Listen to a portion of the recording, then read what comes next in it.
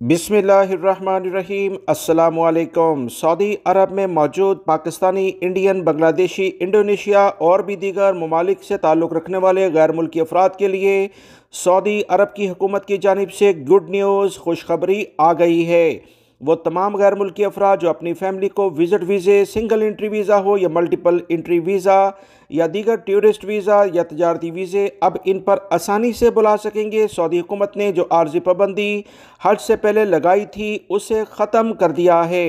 Viewers, मैंने अपने दूसरे चैनल्स के ज़रिए भी आप तमाम हजरात को इस बारे में बताया था कि हज पर बेहतर से बेहतर इंतज़ामात करने के लिए सऊदी अरब की हुकूमत की जानिब से ये आर्जी पाबंदी लगाई गई है। बहुत सारे यूट्यूबर्स ने कहा कि नहीं, सिस्टम में फ़ॉल्ट है या और बहुत सारी बातें की, मगर हकीकत यही थी जो मैंने आपको बताई थी कि आर्जी पाबंदी हज की बिना पर लगाई गई ताकि बेहतर इंतज़ामात किए जा सकें।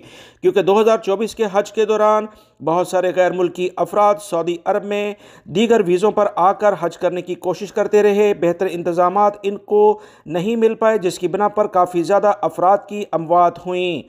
इस तमाम चीज़ों को कंट्रोल करने के लिए सऊदी अरब की हुकूमत की जानिब से जून तक पाबंदी लगाई गई थी। अब दोबारा से 14 ममालिक, जिसमें पाकिस्तान, इंडिया, बांग्लादेश, मिस्र, Indonesia, Iraq, Nigeria, उर्दन, अलजायर, Sudan, Ethiopia, Tunis, Yemen और मराकश शामिल हैं। इन तमाम के लिए विजिट वीज़े, मल्टीपल एंट्री हो या सिंगल एंट्री, तजारती वीज़े, टूरिस्ट वीज़े, तमाम पर पाबंदी ख़त्म कर दी गई है। जून में बाकायदा तौर पर इस पर अमल दरामद शुरू कर दिया गया। पाकिस्तान और इंडिया के सफारतखानों की जानिब से भी नोटिस जारी कर दिए गए हैं। उम्मीद करता हूँ ये मालूमात आपके काम आएंगी। वीडियो लाइक करके शेयर भी कीजिएगा। अस्सलामु अलैकुम।